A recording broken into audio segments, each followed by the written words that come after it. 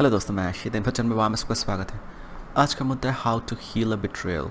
कभी आपके साथ अगर कभी धोखा होता है, उस जगह से क्या आप उभर सकते हो और रिश्ते को दोबारा से वापस से कायम कर सकते हो उस धोखेबाज इंसान के साथ जो आपके साथ धोखा किया है, समझेंगे।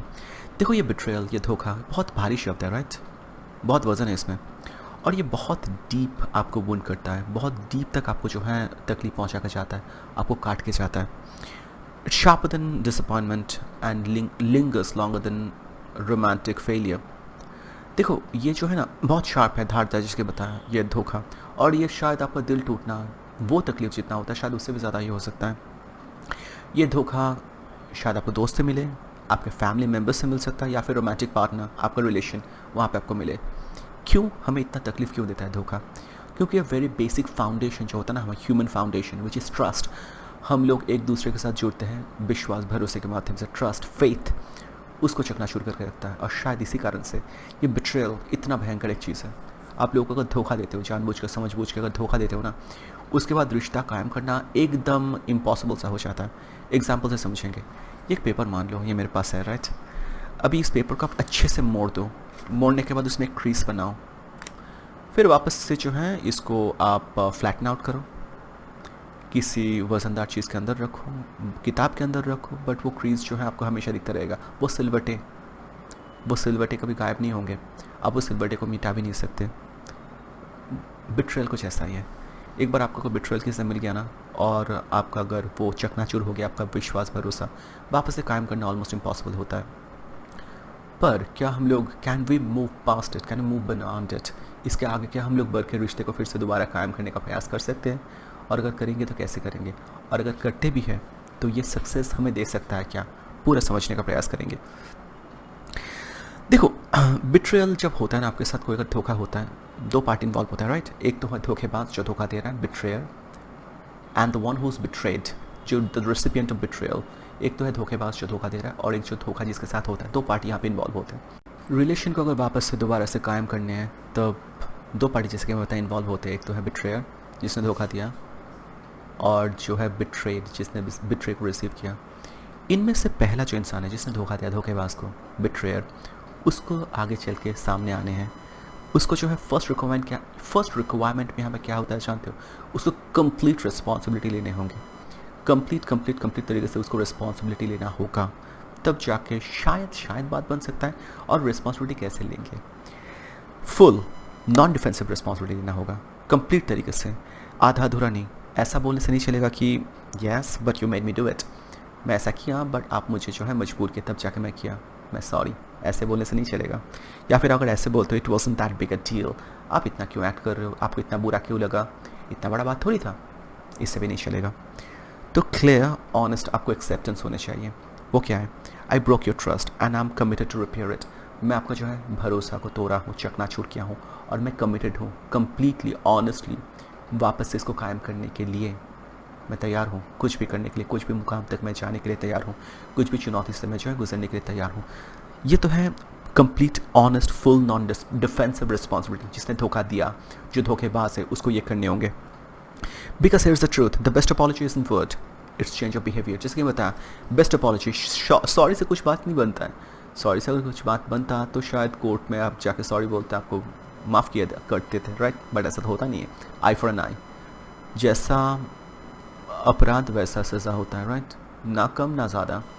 क्राइम फिट द पनिशमेंट, और punishment fit the crime, Radha punishment fit the crime, punishment should fit the crime. ऐसा होता है, right? That is the way the justice system works. और यहाँ पे भी कुछ ऐसा ही है बात। आप जैसे कि यहाँ पे मैं पहले चर्चा कर चुका हूँ इसी मुद्दे पे कि there has to be a change of heart. जिसने ये गलती किया, जिसने धोखा दिया, पहले तो उसका जो हृदय परिवर्तन, उसका दिल जो है उसको चेंज होने हैं। उसका हम लोग क्या बोलते हैं? मेटानॉया, चेंज ऑफ हार्ट। तब जाके जो है पश्चाताप एंड प्रायश्चित वो करेंगे, और तब जाके है वो पर्गेशन, वो रास्ते से गुजरने के बाद शायद दूसरे पार्टी जिसको वो तकलीफ पहुंचा है वो देखेगा कि शायद ये सच में कोशिश कर रहा है, सच में ये पश्चाताप हो रहा है इसके अंदर, और सच में प्रायश्चित करने का प्रयास कर रहा है। मेटानॉया, जैसे ये बताया, change of heart, and he is doing it, जिसको हम लोग रिकन्सिलिएशन बोलते हैं। तब जाकर रिकन्सिलिएशन पॉसिबल हो सकता है, चेंज ऑफ बिहेवियर। और ये ऐसा कुछ नहीं कि कुछ पनिशमेंट है, ये पनिशमेंट इसलिए नहीं है, ये एक तरीके से प्रोबेशन है कि आप अपना जो है सच्चाई को बयान कर रहे हो, आप सच में गलत किए हो, उसके लिए आप पश्चाताप कर रहे हो, प्रायश्चित कर रहे हो, गलत को सही करने का प्रयास कर रहे हो, और उसके लिए आप थोड़ा बहुत तकलीफ से गुजर रहे हो। इसको प्रोबेशन बोलते हैं, प्रोबेशन, ना कि पनिशमेंट, या फिर पनिशमेंट भी हो सकता है। थोड़ा बहुत चाहिए होता है, तब जाके बात बनता है।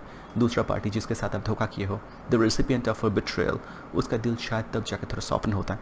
ये तो हो गया on the part of the betrayer, जिसने धोखा थे उसका पार्ट। उसको आगे चल के माफ़ी मांगने होंगे और सब कुछ मरम्मत करने होंगे, मेटानॉया, रिपेंटेंस, रिपेयर, उसके बाद जिसको हम लोग बोलते हैं पश्चाताप, प्रायश्चित, उनको करने हैं। ये तो उनका पार्ट हो गया। अभी आते हैं दूसरा पार्टी जिसके साथ धोखा हुआ, उससे क्या करने हैं। द सेकंड रिक्वायरमेंट जो होता है, विलिंगनेस टू फॉरगिव।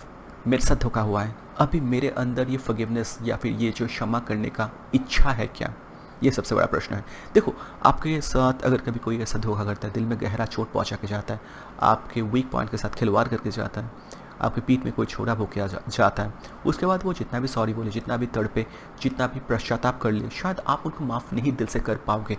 वो पेपर वाला, अब जितने भी भारी सामान के अंदर रखो, जितने भी पेपर्स के बंचेस के अंदर रखो, वो क्रीज, सिलवटें, वो रंजिशों के सिलवटें जो है हमेशा रह जाते हैं, उसको आप मिटा नहीं पाओगे। बट वो सिलवटे को अगर आप ओवरलुक कर पाते हो, उस रंजिशों के सिलवटे जो दाग जो होते हैं ना, क्रीज, उसको अगर ओवरलुक कर पाते हो, और करने के बाद अगर रिलेशन को फिर से एक चांस अगर आप देना चाहते हो, तो आपको क्या करने होंगे। आपको जो है कंप्लीटली आपके दिल में ये होना चाहिए कि मैं उसको फॉरगिव करना चाहूँगा। They must ask themselves honestly, खुद को जो है, आप जिसके साथ ये धोखा, उसको खुद को, अगर मेरे साथ होता, मुझे ये प्रश्न खुद से करने हैं कि if my partner does the work, if they fully committed to correct themselves, am I willing to let it go. वो अगर हर तरीके से मुमकिन प्रयास करता है खुद को बेहतर बनाने का, या फिर गलती सुधारने का, मुझे जो है मनाने का, सब तरीके से मुझे जो गलती सुधार के, मेटानॉया, रिपेंटेंस, सब कुछ करने के पश्चाताप, प्रायश्चित करने के बाद अगर वो आता है मेरे साथ, क्या मैं उसको दोबारा से एक मौका दे सकता हूँ। ये खुद से, आप खुद से पूछो अगर आपके साथ धोखा होता है। अगर दोनों आंसर यस है, पहले वाला जो है पार्ट वो प्ले किया, सेकंड वाला आप अगर सच में उसको भुला के आगे बढ़ना चाहते हो, या फिर उसको सच में माफ़ कर सकते हो, तब जाके ये बात बन सकती है। देखो, ये सुनने में बड़ा आसान लगता है कि कोई अगर माफ़ी मांग रहा है, या फिर सच में कोई पश्चाताप, प्रायश्चित कर रहा है, सिर्फ माफ़ी मांगने से कुछ बात नहीं बनता है, पश्चाताप, प्रायश्चित कर रहा है, तब जाके आप उसको जो है दिल से फिर से लगाओगे, या फिर से उसको अपनाओगे। ये बोलना बड़ा आसान है, करना उतना मुश्किल है। शायद मान लो कि आपका पार्टनर आपको चीट किया, किसी दूसरे के साथ जो है फिजिकल रिलेशन में चला गया, उसके साथ आपको ऑफकोर्स बहुत तकलीफ पहुंचा, क्या आप उसको माफ़ कर पाओगे। वो जितना भी रिपेंटेंस, जितना भी मेटानॉया, जितना भी जो कुछ हो सकता है वो कर ले, आप शायद उसको कभी भी दिल से माफ़ नहीं कर पाओगे, because betrayal sometimes comes with a hidden benefit. और इसके बाद और एक बात है, जानते हो, अभी अगर ये हो गया ना, इसके बाद जिसके साथ धोखा हुआ, शायद मेरे साथ, मैं अभी एडवांटेज में हूँ। क्यों? वो मेरे साथ खुद से चल के आए हैं, राइट?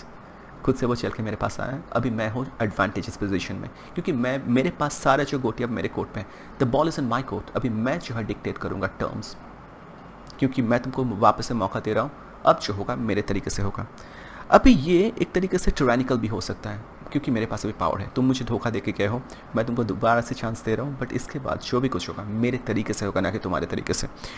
वो शायद अगर बिट्रेयल का है, मान लो रिलेशन में बिट्रेयल, वो शायद कुछ ऐसा है, सर्विलेंस, मैं आपको सर्वे करूँगा, आपको मैं ट्रस्ट नहीं कर सकता, मैं आपको सर्वे करूँगा। Now you have to check in every hour, आपको हर एक घंटे मुझे बताना पड़ेगा आप कहाँ जा रहे हो, क्या कर रहे हो, सब कुछ।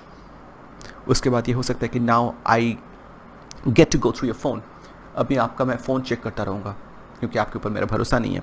Now I decide what you are allowed to do and what you are not allowed to do. अब मैं डिसाइड करूँगा, क्योंकि मैं आपको चांस दे रहा हूँ, मैं डिसाइड करूँगा कि आप क्या कर सकते हो, क्या नहीं कर सकते हो, मेरा डिसीजन होगा। But if this control becomes permanent, ये देखो कुछ दिन के लिए शायद चल सकता है, और ये लास्ट में भी है, क्योंकि आपके दिल में इतना चोट पहुँचा, आप एकदम अचानक से वापस से दिल के दरवाजे तक खोल नहीं सकते, होता नहीं है। बट ये वाला सिलसिला अगर आप बहुत लंबे वक्त तक कायम करके रखते हो ना, तब रिलेशन जो है डूम्ड, तब ये कोई लाभ नहीं है। इससे अच्छा है कि आप मौका दो ही नहीं, उनके साथ वापस से रिश्ता कायम करने का प्रयास करो ही नहीं, या फिर उनको दोबारा से ज़िंदगी में दाखिल करो ही नहीं। क्योंकि आप अगर ये सोच के रख रहे हो कि वो जो बिट्रेयल मेरे साथ हुआ है, धोखा, उसको मैं वेपनाइज करूँगा, बार बार जब भी कभी झगड़ा होगा मैं उस चीज़ को वापस से लेके आऊँगा, घाव को कुड़े दूंगा कि तू मेरे साथ ऐसा किया, तेरा तो यही फितरत है, तेरा तो यही मतलब नैतिकता बोल के तुम्हारे अंदर कुछ है नहीं, फितरत तो ऐसा ही है। अगर ऐसा करने का मंसूब आपके अगर दिमाग में बात है, तो शायद वहाँ के इसमें इसको छोड़ दो। शायद आप माफ़ नहीं कर पा रहे हो, इसमें आपकी गलती नहीं है, पर आप छोड़ दो उसको। हार्श ट्रूथ, कड़वा सच, कुछ यहाँ पे समझेंगे। If the betrayer won't take full responsibility, healing is impossible.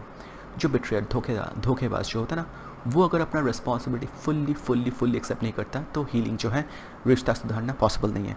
If the betrayer won't take full responsibility, healing is impossible. जो धोखा दिया वो अगर फुल्ली रिस्पॉन्सिबिलिटी नहीं ले रहा है तब तो रिलेशन वापस से कायम करना मुश्किल है. ऑन द अदर हैंड, जिसके साथ धोखा हुआ है, the betrayed person, if the betrayed can't fully forgive, healing is also impossible. जिसके साथ धोखा हुआ है वो अगर कंप्लीटली माफ़ नहीं कर पाता तब भी जो है रिलेशन को आप आगे नहीं बढ़ा सकते. तब आप क्या कर सकते हो, बोथ कंडीशन अगर एग्जिस्ट करता है, को एग्जिस्ट करता है एक साथ, जो धोखा दिया है वो आके खुद से वापस से वो कर रहा है, माफ़ी मांग रहा है, खुद को रिपेंटेंस, मेटानॉया, रिपेयर, फॉरगिवनेस, उसके रिपेयर करना, उसके बाद वो जो है पश्चाताप, प्रायश्चित, और आप जो है फॉरगिव करने के लिए एकदम तैयार हो. दोनों पार्टी अगर कंप्लीटली ये सब जो कंडीशन मीट होता है तब जाकर रिलेशन कायम हो सकता है. नहीं तो ये बात नहीं बनेगा. कुछ दिन का ही जो है बात, फिर से वापस से आप उसी जगह पे चले जाओगे जहाँ पे आप थे. समटाइम्स द हेल्थीएस्ट ऑप्शन क्या होता है जानते हो, आप फिक्स नहीं कर सकते क्योंकि वो जो है सिलवटे आ चुका है यहाँ पे. पेपर, वो वाला पेपर्स का एग्जांपल, उसमें वो जो क्रीज आ गया है, रिश्ते में दरार आ गया है. आप जितना भी चाहो आपके दिमाग पे वो रह जाएगा, आप चाह के भी माफ़ नहीं कर पाओगे, जितना भी कुछ वो कर ले.